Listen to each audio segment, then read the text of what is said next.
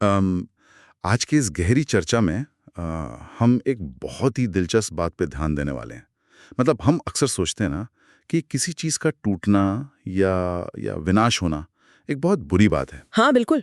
और आज का जो हमारा ये डीप डाइव है ना, इसका मिशन ही यही समझना है।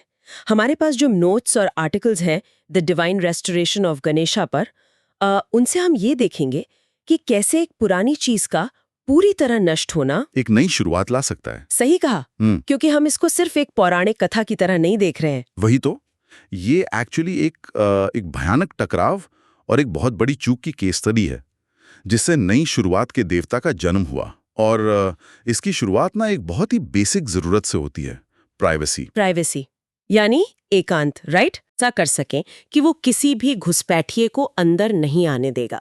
तो उन्होंने क्या किया? तो उन्होंने हल्दी के लेप से एक लड़के का निर्माण किया, उसमें प्राण डाले और उसे बस एक ही सख्त निर्देश दिया कि कोई भी अंदर ना आए।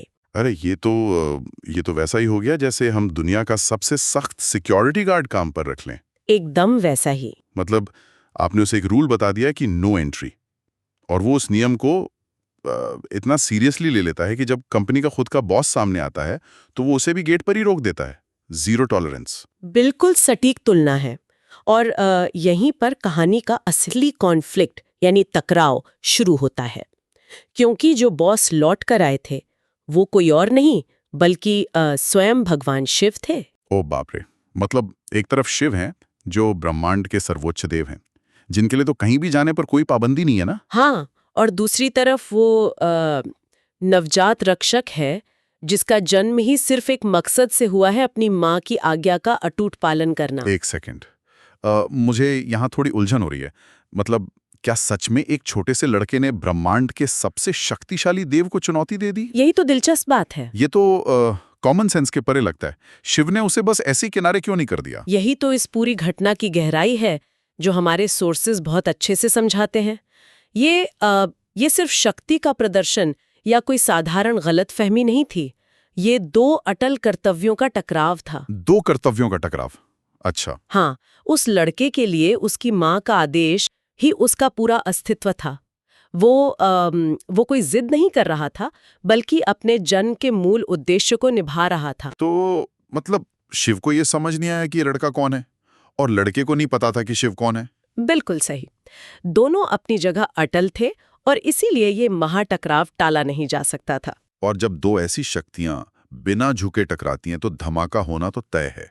फिर नतीजा ये हुआ कि शिव ने क्रोध में आकर अपने त्रिशूल से उस लड़के का सर धड़ से अलग कर दिया। एक ही झटके में सब खत्म। हाँ, लेकिन कहानी का असली रहस्य इसी विनाश के बाद खुलता है, जब शिव को अपनी इस भयानक चूक का एहसास हुआ कि उन्होंने पार्वती के पुत्र को ही मार दिया है। तो उन्होंने उसे रिपेयर किया होगा। यही तो पॉइंट है। उन्होंने उस लड़के को सिर्फ रिपेयर नहीं किया, यानी उसका पुराना सिर वापस नहीं जोड़ा। ओह हाँ, राइट। उन्होंने अपने अनुयायियों को भेजा और वो एक शक्तिशाली हाथी का सर लेकर आए। पर यहाँ मेरा सवाल ये है कि एक गलती को सुधारने के लिए इतना बड़ा बदलाव क्यों? हाथी का सर ही क्यों? क्योंकि ये सिर्फ गलती सुधारने की प्रक्रिया नहीं थी, बल्कि एक एलिवेशन था, यानी एक बहुत बड़ी तरक्की।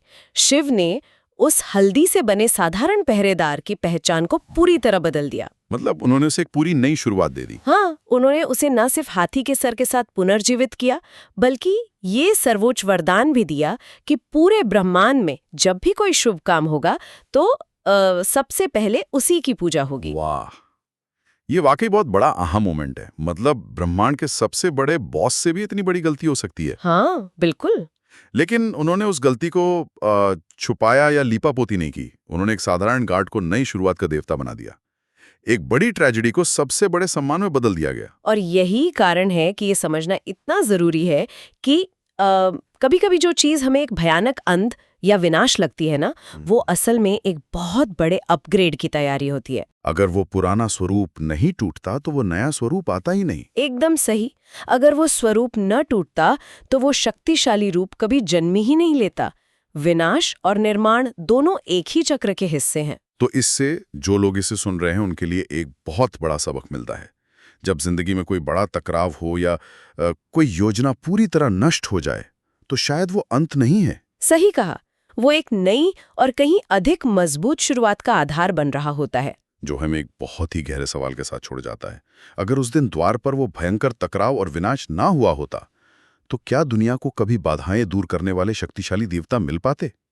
अगली बार जब किसी बड़ी रुकावट से सामना हो, तो जरूर सोचिए, क्या ये सच में रुकावट है या किसी नए अध्याय का